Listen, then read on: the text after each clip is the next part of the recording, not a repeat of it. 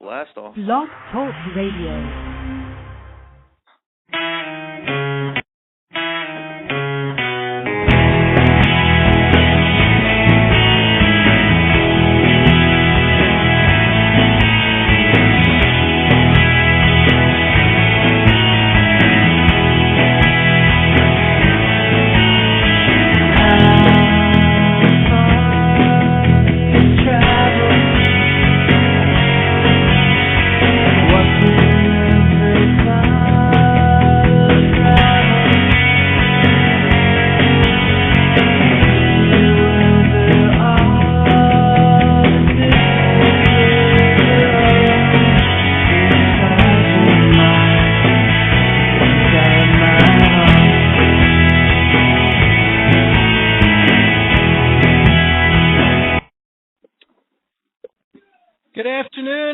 I think it's afternoon everywhere now, right? Afternoon everywhere across the United States. Yeah, welcome to the What Are They Thinking show, the radio show dedicated to the website unemployedstatesofamerica.webs.com. And Eric?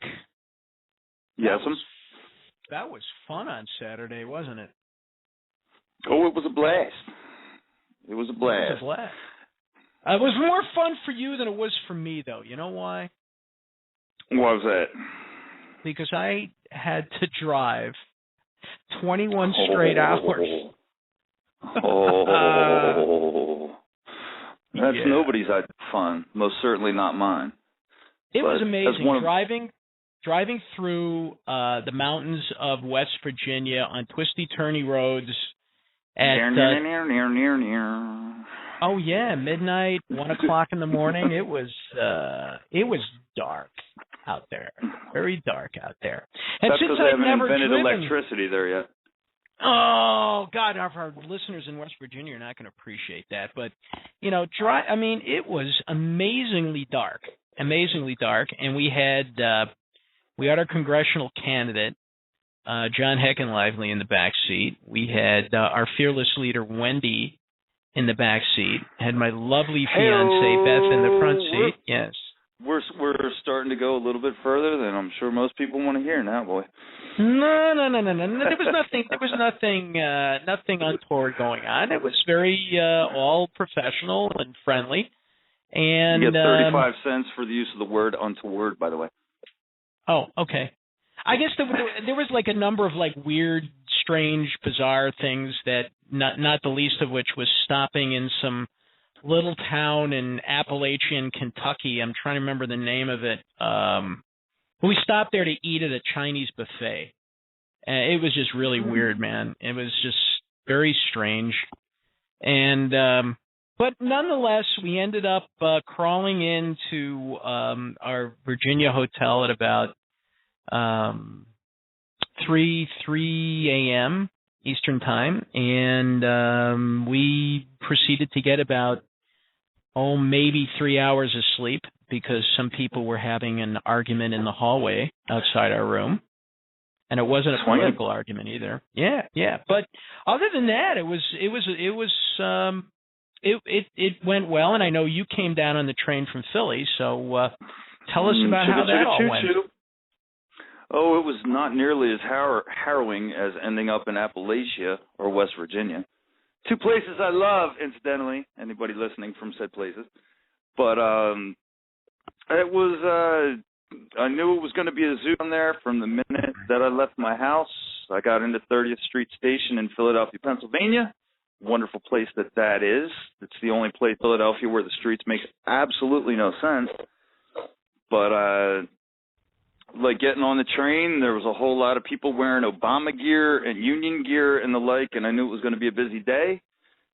And then from there, I got down into Washington after getting to see some really ugly countryside in my neck of the woods. There is nothing like a train line to show you exactly how the world can look.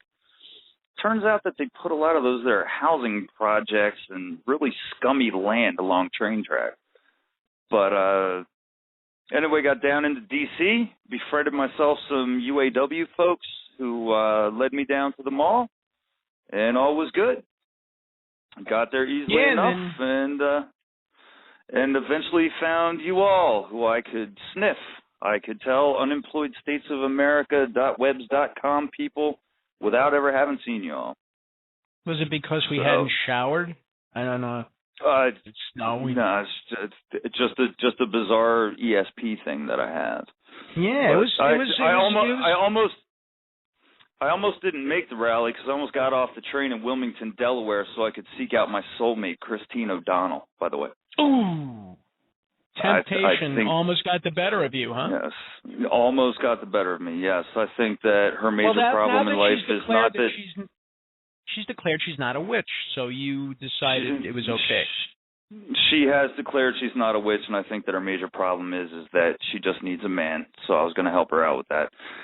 But nonetheless, Delaware's a small state, but I didn't think I'd be able to find her because much like many of these extreme OP candidates this year, she has been hiding out recently. Oh. But yes. anyway, enough about Christine O'Donnell. We can save that for Saturday night when I will say horrid things.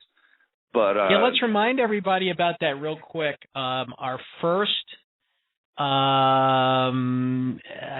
we want to call it our first party. I think we can call it that.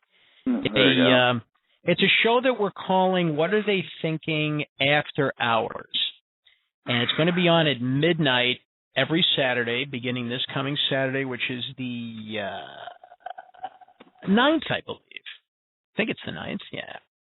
And yeah, and we're inviting. It's a mature adults only show, and we're inviting anybody who wants to call in to just basically not be censored. So you can call in and let it all hang out and say what you would say at a party with some friends. And if you want to vent, you can vent. You want to tell a dirty joke, you can. Whatever floats your boat. But we're basically going to let it. We're going to let you out of your cage, where you said that's... it'll be worth the price of admission just to hear me blind drunk yelling about politics. Yes, so yes. I'll be allowed to say the F word. Right. I don't drink, but I might drop an F-bomb or two, so it'll be your chance to... And discuss things that I think it would take to straighten Sharon Angle and Christine O'Donnell out in their political theories. But yes, things we talk about generally off the air are things we're going to talk about basically on the air on What Are They Thinking After Hours. The call-in number is going to be the same. We might talk about our favorite porno stars. We might talk about Christine O'Donnell. We might talk about what we'd like to see Christine O'Donnell doing a porno. I don't know. Right. But let's talk about the rally though. Let's talk about what happened when we got there and what we both kind of. So after the three of us met you at the Washington Monument and took a few pictures, we then proceeded to walk down towards the Lincoln Memorial, and it was still fairly early. It was about 10:30 Washington time. And people had already packed the Lincoln Memorial stairs were already packed with people. Absolutely. So we knew this was going to be pretty big. I mean, we got a good feeling out of it that it was going to be pretty big. And we stopped and started to talk to people, and we were all wearing our Stop Ryan T-shirts. You were wearing your Bukowski Tavern T-shirt. Free thinker, baby. Yeah, and we just started to talk to people and network with people, and we started to get a feeling as to what might lie ahead for the rest of the day. And there was a good buzz going, wasn't there?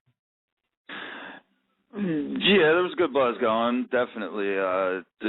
We got down there a little bit early, and that would be the picture that you see on a lot of the right-wing websites of the crowd at the mall would be the early crowd before that many people got there. They're trying to compare this rally to Beck's rally,